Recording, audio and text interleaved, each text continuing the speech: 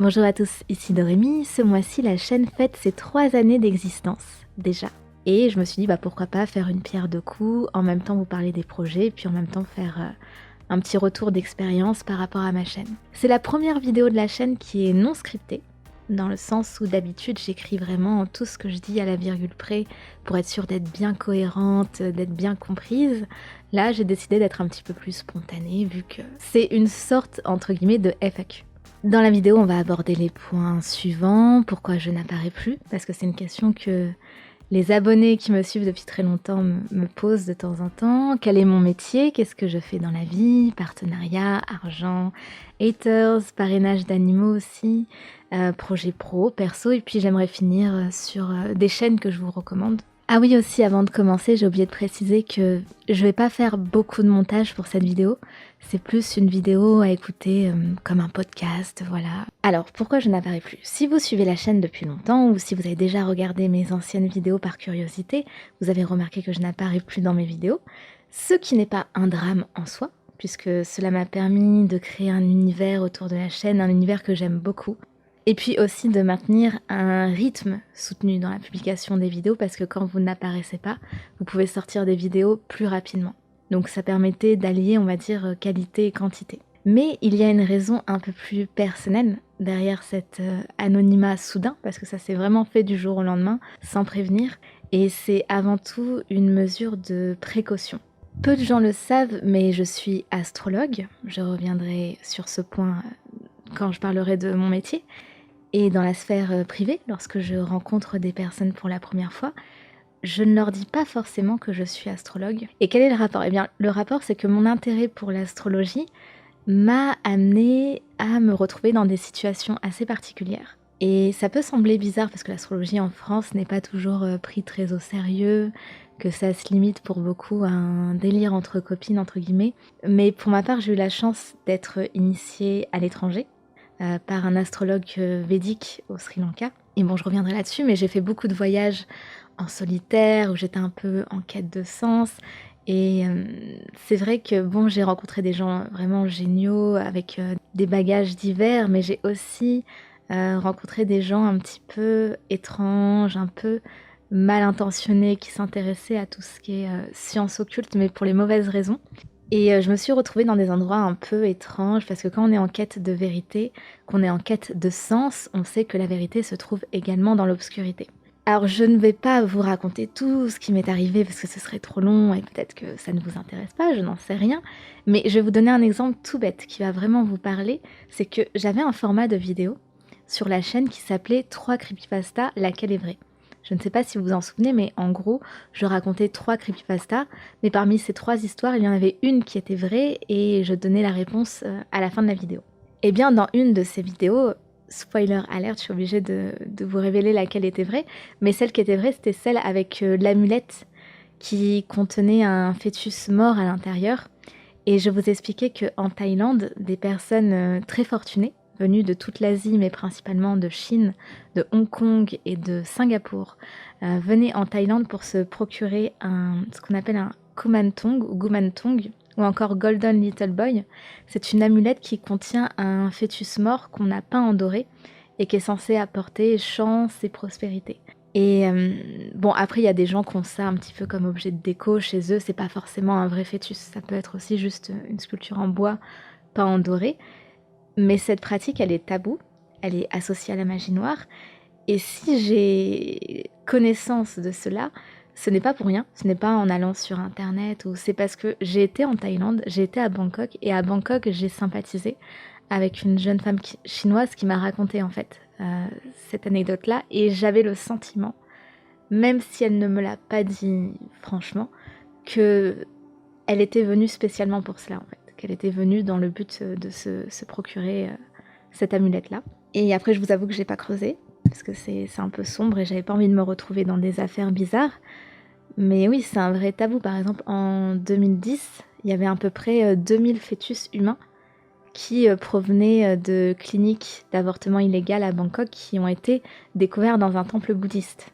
C'est également au gré de mes voyages que j'ai rencontré par exemple un ancien militaire avec qui j'ai pu discuter de dissociation de l'esprit, de reconditionnement du cerveau, Donc ça a pas la même aura quand on apprend ces choses au détour d'une vidéo ou internet et quand on apprend ces choses, par des gens qui les ont vécues ou on est là où ça se passe. Vous voyez un petit peu ce que je veux dire? Et après quand je suis revenue, en France et que ma chaîne a commencé à prendre enfin, j'avais une petite communauté qui grandissait, bah, j'ai aussi attiré d'autres personnes bizarres par rapport à ma chaîne. J'ai aussi fait l'erreur malheureusement parce que j'y connais rien en réseaux sociaux en fait. Je me suis lancée dans les réseaux sociaux en même temps que ma chaîne et quand j'ai créé ma page Instagram, en fait je m'en suis pas rendu compte mais quand j'ai rentré mon numéro de téléphone, il était visible. En fait j'ai oublié de cocher un truc pour qu'on ne le voit pas et du coup tout le monde pouvait le voir et c'est quelqu'un gentiment qui m'a dit: «Écoute, Dorémy, je sais pas si tu es au courant mais ton numéro de téléphone tout le monde le voit». Et le temps qu'il me dit ça, le téléphone, il était visible pendant au moins une semaine et j'ai reçu un coup de fil d'un homme très étrange, qui, je sais pas, il avait un peu une voix de pédophile, il parlait enfin, il m'a dit des trucs un peu bizarres, ça m'a mis mal à l'aise. Je sais pas s'il y a un lien parce qu'à cette époque-là, j'allais beaucoup sur Le Bon Coin pour récupérer des poupées un peu vintage parce que fut un temps, j'avais une collection de vieilles poupées.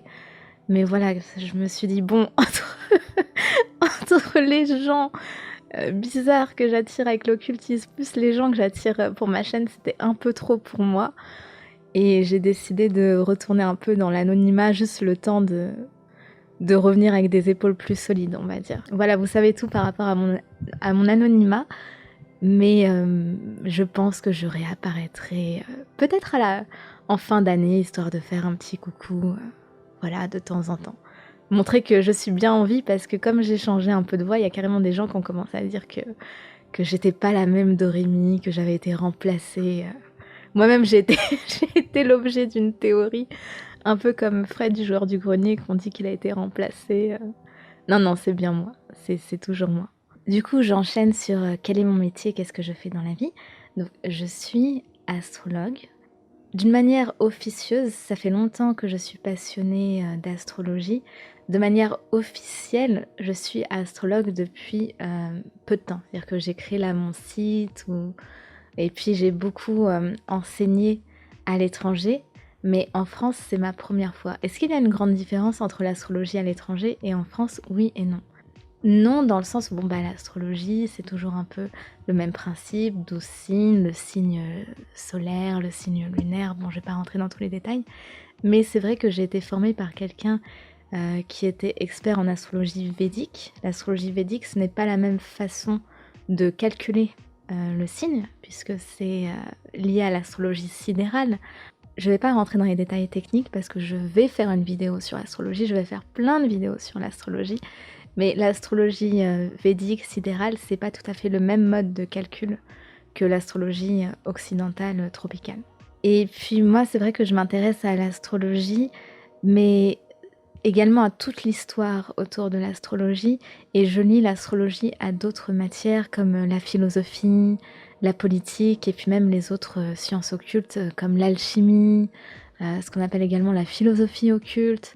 Après, je ne jette pas la pierre à toutes ces personnes qui font des vidéos YouTube parce qu'on a tous commencé quelque part. Et ces youtubeuses notamment qui font des vidéos sur l'astrologie, elles participent à la popularité de l'astrologie. Donc moi, j'en ressors gagnante.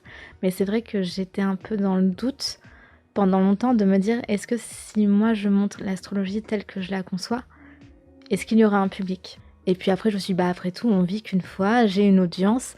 Je vois que quand je parle de...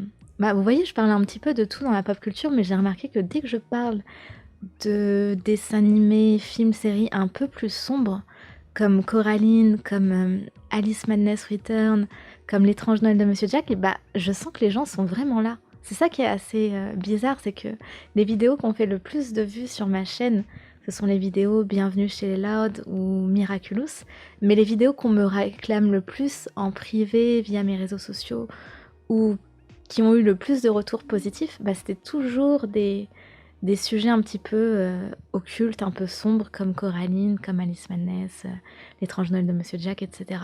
Donc je me dis peut-être que dans le fond, l'air de rien, bah, y a beaucoup d'abonnés qui me préfèrent sur ce terrain-là, en fait. Du coup, j'ai eu une idée et je pense que je vais bientôt changer le nom de Dorémy Pop Culture en Dorémy Occultisme. donc je vais encore changer. On sera passé de Doremi Théorie à Doremi Pop Culture pour Doremi Occultisme, et que la chaîne va se centrer sur tout ce qui est astrologie, magie, alchimie, philosophie occulte, etc. Mais tout en analysant ces thèmes-là à travers la pop culture. C'est quelque chose que j'aime bien faire, de parler de la pop culture, parce que je sais que tout le monde peut participer, tout le monde peut donner son avis, y aller de sa petite anecdote, et voilà, moi je fais pas ça juste pour amener ma science, j'ai envie qu'il y ait un échange entre nous. Par contre, très important, la chaîne ne va pas aller dans la dénonciation de complots. Je ne veux pas être une lanceuse d'alerte parce que souvent ça se retourne toujours sur la personne. C'est un petit peu, vous savez, parfois les jeunes qui sont un peu turbulents, qui font des bêtises, il y en a un qui va faire un peu plus de bêtises que les autres, et quand il va se faire attraper, eh ben, il n'y aura personne pour payer son avocat et il n'y aura personne pour lui rendre visite en prison. Donc moi, on ne me fera pas ce coup-là, je resterai toujours un peu mainstream pour atteindre le plus de personnes possible. Donc voilà, pour finir sur mon métier, je suis astrologue. Je pense que je proposerai mes services et que j'en ferai la promotion de temps en temps via ma chaîne YouTube, parce que si je parle beaucoup d'occultisme et que vous voyez mes connaissances et que vous voyez que je touche ma bille, je sais qu'il y aura forcément des gens qui seront intéressés par le fait que je leur fasse leur thème astral ou du coaching téléphonique. Ensuite, du coup, les partenariats, tout ce qui est argent, ça va être assez rapide. Déjà, pour tout ce qui est de révéler son salaire, j'ai vu que c'était une nouvelle tendance. Des youtubeurs qui disent combien ils gagnent. J'ai pas vraiment envie d'appartenir à cette tendance. Pourquoi ? Parce que je sais qu'en France, l'argent est encore un sujet tabou. Et parce que je trouve ça un petit peu curieux qu'il y ait tant de gens qui souhaitent connaître le salaire des youtubeurs, mais qui en même temps ne souhaitent pas reconnaître que youtubeur est un métier. Donc il faudrait déjà donner une certaine légitimité au métier de youtubeur avant de vouloir accéder à leur salaire. Donc on fait un petit peu les choses à l'envers. Après, pour tout ce qui est partenariat, j'ai eu beaucoup de propositions de partenariat, mais à chaque fois ça me convenait pas. Soit c'était des marques que j'avais déjà vues, enfin des marques, des sociétés, des produits, peu importe, que j'avais déjà vues sur toutes les chaînes. Il y avait quoi d'autre ? Il y avait aussi des jeux, vous savez, des jeux qui sont gratuits de base, mais en fait il y a tout un système qui fait que tu dois payer pour avancer et c'est super addictif. Moi j'avais une audience assez jeune. Il y avait un épisode de South Park là-dessus qui était vraiment bien fait, qui parlait des jeux comme ça freemium où c'est gratuit, mais comme tu dois tout le temps acheter des trucs pour avancer, au final tu te ruines et les gamins tombent là-dedans. Je me rappelle plus du nom de l'épisode. Je me rappelle c'était un jeu canadien et du coup ils allaient en guerre contre le Canada, enfin bref. Ça allait dans tous les sens parce que c'est South Park, mais c'est vrai que j'ai beaucoup fait attention. Et au final, j'ai fait aucun partenariat en 3 ans. Ensuite, les haters. Alors, les haters. Haters, comment je pourrais traduire ça en français ? Les haineux, les rageux, bon, les gens néfastes qui gravitent autour de vous. Forcément, quand vous vous lancez sur YouTube, quand vous vous lancez dans l'arène, vous attirez des gens aussi positifs que négatifs. Après, quand j'ai commencé, je suis désolée de le dire, ça va faire peut-être pour certains un peu victime, mais c'est vrai que en étant une femme, on m'a mis un peu plus de bâton dans les roues. Dans le sens où, oui, il y avait des gens qui me disaient « Ah, bah c'est bien une fille qui fait pas de la beauté, qui fait pas du lifestyle, ça change. » Ceci dit, je n'ai rien contre les filles qui font de la beauté, qui... Voilà, je veux dire, c'est pas grave de faire de la beauté, c'est chacun son truc, mais moi, ça correspondait pas à mon train de vie. Je suis le genre de personne, je me maquille tout le temps de la même façon, j'ai tout le temps le même vernis, voilà, j'ai pas suffisamment d'intérêt pour la beauté, pour tout ce qui est beauté lifestyle, pour faire ceci. Mais c'est pas une honte en soi pour moi, chacun fait ce qu'il veut. Mais du coup, il y a des gens qui me disaient c'est bien, c'est cool, donc ils m'encourageaient du fait qu'ils savent que c'est pas facile. Mais il y en avait aussi qui estimaient que comme j'étais pas à ma place, entre guillemets, du coup je devais prouver plus que les autres.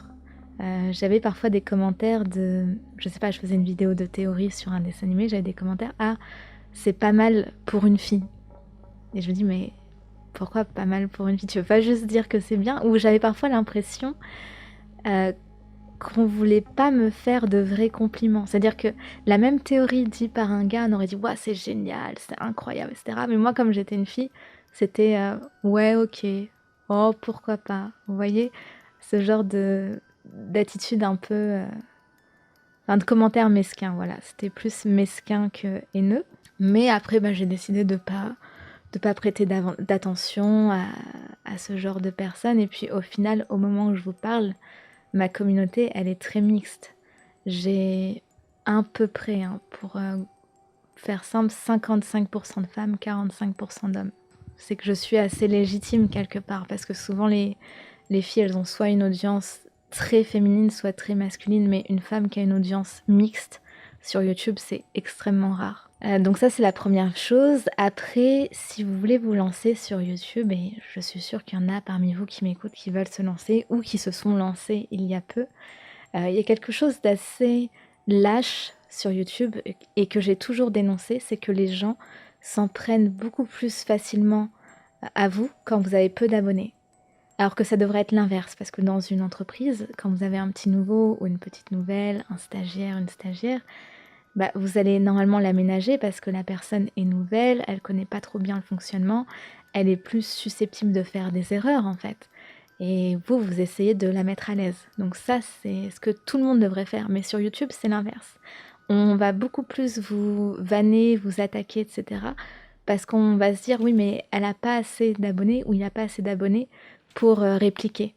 Donc je risque rien, donc je me lâche. Donc, ça, c'est de la lâcheté. Mais c'est le raisonnement sur YouTube. Donc généralement, toute la haine que vous allez vous prendre au début, elle va vraiment diminuer avec le temps. Moi, pour ma part, c'est pas que je suis quelqu'un de hyper solide ou quoi, mais je suis quelqu'un qui a eu la chance ou la malchance, ça dépend, de ne jamais faire l'unanimité dans la vraie vie. C'est-à-dire que dans la vraie vie, j'ai toujours eu des gens qui instantanément m'adorent, d'autres qui instantanément ne peuvent pas me voir en peinture. Donc quand on a avancé toute sa vie avec des cailloux dans la chaussure, c'est pas un caillou de plus ou un caillou de moins qui va faire grande différence. Voilà, je savais déjà que je ne ferais pas l'unanimité non plus en me lançant sur YouTube.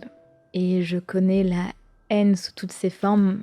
Par exemple, j'ai beaucoup de gens passifs-agressifs qui commentent sur ma chaîne. Et ça, voilà, les gens passifs-agressifs, j'en ai eu toute ma vie. Pour les personnes qui ne connaissent pas ce qu'est quelqu'un de passif-agressif, c'est quelqu'un qui, dans la même phrase, te fait une vanne et un compliment, de sorte à... Tu sais pas vraiment comment réagir. Je saurais pas comment vous donner un exemple de passif-agressif. Ah, il est joli ton haut. On dirait pas que t'as pas de poitrine. Voyez? En même temps, on vous fait un compliment, mais en même temps, on vous fait comprendre que vous avez pas de poitrine. Alors, c'est pas le meilleur exemple, mais c'est pas mon truc passif-agressif. Pour moi, les gens qui sont passifs-agressifs, c'est des gens qui ont rien à faire de leur vie. Mais voilà, c'est l'idée, c'est je fais un compliment et en même temps, je te taille. Mais comme j'ai fait un compliment, toi, tu oses pas répliquer, en fait. Donc, c'est un peu le poison et son remède. C'est-à-dire, je t'attaque, je t'empoisonne, mais c'est moi également qui va arriver avec le remède, en fait, avec l'antivenin. Donc c'est très accommodant, c'est des personnes qui sont assez lâches, parce que ce sont des personnes qui en réalité ne peuvent pas vous saquer, mais n'arrivent pas à le dire ouvertement. Ce sont des fourches-langues, voilà, ce sont des fourches-langues comme j'aime les appeler. Et ça, c'est quelque chose qu'on sait gérer avec l'âge, mais quand on est très jeune et on se lance sur YouTube, c'est pas quelque chose qu'on sait forcément gérer. Pour le parrainage d'animaux, qu'est-ce que je peux dire dessus? Si vous suivez la chaîne depuis un certain temps, vous savez que de temps en temps, en fait, j'utilise une partie de l'argent généré par les pubs, etc., pour parrainer un animal qui est en voie de disparition. C'est pas quelque chose que je fais tous les mois, c'est pas trop régulier. Généralement, je le fais quand je me dis tiens, ça fait longtemps qu'on n'a pas parrainé un animal. Et en fait, parrainer un animal, ça consiste en quoi? C'est que vous allez donner une certaine somme d'argent. Alors ça dépend de la somme, ça dépend de l'animal. Et cet argent va servir à financer ses vaccins, sa nourriture, indirectement le personnel qui s'occupe de l'animal, etc. pendant 1 an. Voilà, pendant 1 an. Et jusque-là, je n'ai parrainé que des animaux du zoo de Beauval. Pourquoi? Parce que le zoo de Beauval, c'est un des très rares zoos que j'apprécie. Généralement, j'aime pas trop les zoos, mais le zoo de Beauval, pour moi, c'est vraiment une exception. Et puis aussi, pour des raisons logistiques, c'est que quand on va sur le zoo de Beauval, il y a tout un site de parrainage où on peut créer un compte, donc on peut faire des captures d'écran. Donc c'était plus pratique pour moi au cas où s'il y avait des... Bon, les abonnés m'ont dit t'inquiète pas, on te fait confiance, mais au cas où s'il y avait un doute, je pouvais facilement prouver que j'avais fait le don. Et il y a eu aussi un don exceptionnel où au lieu de faire un don pour le parrainage des animaux, on a fait un don pour les hôpitaux de France par rapport à la situation. Je m'étais dit que c'était peut-être mieux de faire un don pour les hôpitaux. C'était lors de du premier confinement. Et puis voilà, après au début j'avais eu une autre idée. Je voulais m'inspirer de Shera qui avait fait une chaîne Shera and Share, je ne sais pas si vous êtes au courant. Finalement son projet malheureusement n'a pas abouti. C'est que je voulais chaque mois faire un don à une association différente. Mais en fait ce qui s'est passé c'est que j'ai senti un peu les dérives parce que j'ai déjà fait, voilà, j'hésite entre deux animaux, vous préférez parrainer cet animal-là ou celui-là? Et les gens disaient: «Ah oui, mais moi j'aime bien les 2. Ah mais pourquoi les mettre en compétition?» Et je me suis dit: «Je sens que si je fais ça avec plein d'associations, c'est ce qui va se passer». Ça veut dire qu'on va élire par exemple, j'invente, un mois, on va faire un don pour, une association, contre un cancer, enfin j'en sais rien. Et il y a des gens qui vont dire: «Ah oui, mais du coup, il y avait aussi les handicapés, ça veut dire qu'on s'en fiche des handicapés, peut-être que ça c'est plus urgent». Et il va y avoir quelque chose de malsain, sorte de compétition humanitaire. Je sentais pas le truc. Je me suis dit: «Bon, reste sur les animaux, voilà, en plus c'est quelque chose qui me tient à cœur, au moins tu seras plus efficace». Et puis après moi, il y a d'autres combats que je fais en privé et je pense que c'est mieux pour moi que ça reste en privé parce que parfois ce sont des combats avec certains enjeux économiques, politiques, voilà, c'est des combats avec des tabous. Je pense notamment à tout ce qu'il y a autour de l'enfance, parce que moi l'enfance c'est vraiment quelque chose qui me touche. Bah, j'ai pas trop intérêt à le montrer publiquement en fait, parce que il y a trop d'enjeux, parce qu'au début les gens vont dire oui oui c'est formidable, mais du jour au lendemain ta chaîne YouTube elle va être fermée, soi-disant pour contenu non approprié, alors qu'en fait tu tires à balles réelles sur des gens qui sont protégés. Donc voilà, moi je préfère faire ça de manière discrète. Et c'est un youtubeur qui s'appelait attendez, Masculin Singulier, je crois. Oui, je crois que c'était ça son nom. Il a arrêté YouTube, je sais pas pourquoi. Je crois qu'il a eu un gros drama avec Raptor Dissident. Mais il avait fait une vidéo qui était vraiment, vraiment drôle sur comment percer sur YouTube. Je me souviens, il était sur fond noir, il avait un espèce de tableau blanc où il avait une colonne. Choses à faire pour percer sur YouTube et choses à ne pas faire. Et à un moment, il dit quelque chose d'hyper piquant mais pertinent. Il met dans choses à faire, être contre la guerre en général, et choses à ne pas faire, être contre la guerre en particulier. Mais c'est tellement ça, c'est tellement ça. Donc faut toujours rester un petit peu flou, quoi. Voilà. Pour les projets pro et perso, ben, je vais pas rester trop longtemps dessus. Je pense que vous avez compris jusque-là que le gros projet professionnel, que ce soit au niveau de la chaîne ou en général, c'est vraiment d'être astrologue pro, de plus me cacher par rapport à ça, proposer du coaching, etc. Donc vraiment l'astrologie.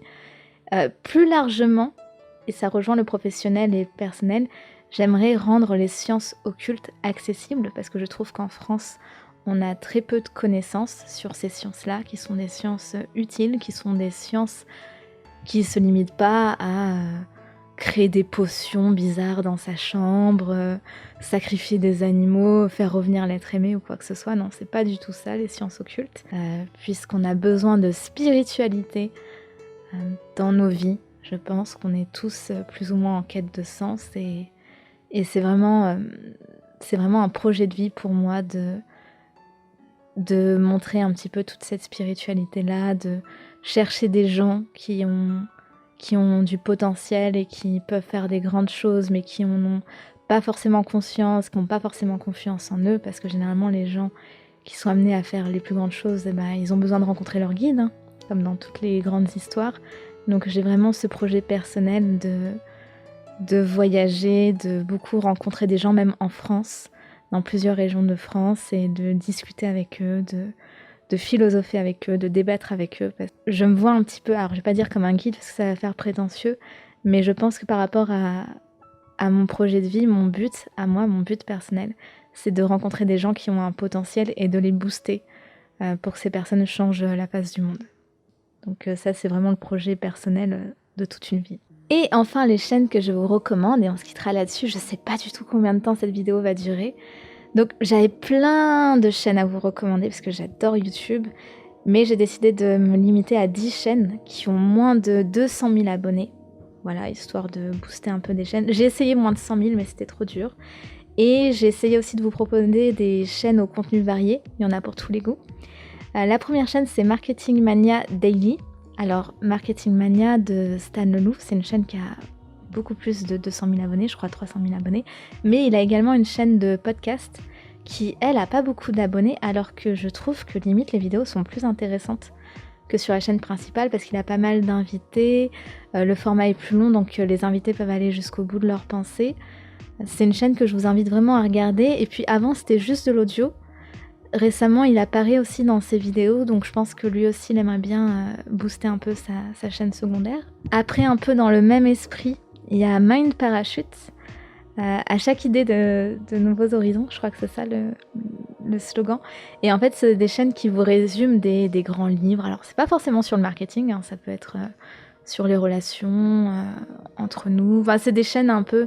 Enfin, c'est des livres, pardon, de développement personnel qui sont résumés via des schémas et c'est très bien fait. Après, il y a Sonia. Alors, j'ai jamais su comment prononcer le... Sonia LWU. Est-ce que ça se prononce Lu, je sais pas.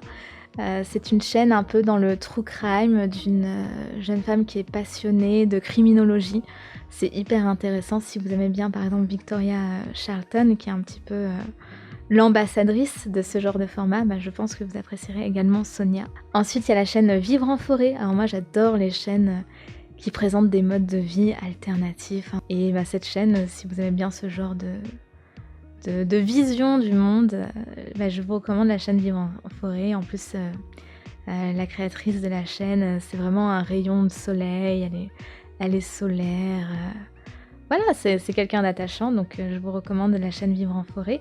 Il y a également la chaîne de Pixie, donc Pixie Tubeuse, qui est venue gentiment nous faire un petit coucou lors de la vidéo des classements des meilleurs méchants Disney, qui a une chaîne consacrée à Disney, qui va peut-être présenter du contenu plus diversifié cette année, si j'ai bien compris, mais en tout cas voilà, la majorité de ses vidéos c'est sur Disney, c'est une vraie passionnée, c'est quelqu'un avec qui j'ai adoré travailler. Après il y a la chaîne Damien Secrets, alors ça c'est une chaîne d'astrologie, forcément je me devais de vous recommander une chaîne d'astrologie, mais c'est une chaîne d'humour en fait sur l'astrologie, c'est-à-dire c'est quelqu'un qui vous parle d'astrologie avec humour, sous forme de petits sketchs, ça me fait beaucoup rire, que voilà, personnellement je suis sagittaire et quand je regarde je trouve que ça correspond plutôt bien. Bon, après je suis pas que sagittaire, je suis astrologue donc je me définis pas que par rapport à mon signe solaire, mais franchement si vous vous intéressez un petit peu à l'astrologie, vous voulez rigoler, c'est une chaîne voilà, qui est drôle, qui est fun. Ah oui, il y a aussi Histoire du Monde. Alors je suis passionnée d'histoire et la chaîne Histoire du Monde elle est vraiment bien. Le principe c'est de résumer l'histoire d'un pays en quelques minutes, bon pas en 5 minutes, mais par exemple en 20 minutes, etc. Et j'avais découvert cette chaîne avec l'histoire de France en 38 minutes, je crois, 33 minutes, j'ai un doute, bon bref, en une demi-heure.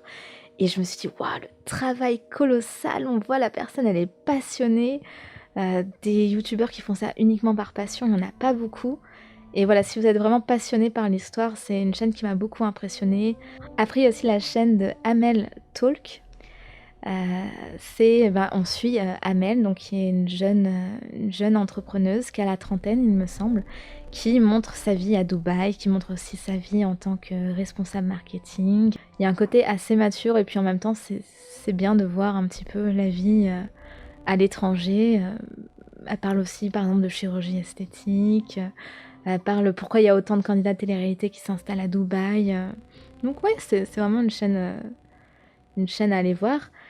Il y a également attendez, non, pardon, il m'en reste 2. Il y a également la chaîne Astronomie Pratique, parce que forcément, en tant qu'astrologue, je m'intéresse aussi à l'astronomie. Peu de gens le savent, mais fut un temps, astronome et astrologue, c'était le même métier. On les appelait les astronomes astrologues. Et donc, justement, si vous vous intéressez à l'astronomie, mais vous savez pas trop quel matériel choisir, vous êtes un petit peu au niveau zéro, bah, c'est une chaîne qui s'adresse aussi bien aux débutants qu'aux gens un petit peu plus avancés. Et enfin, la dernière que j'ai découvert récemment, c'est Music Feeling Télé, présentée par... ou TV, attendez, je dois prononcer ça peut-être en anglais, qui est présentée par Stevie, donc Music Feeling.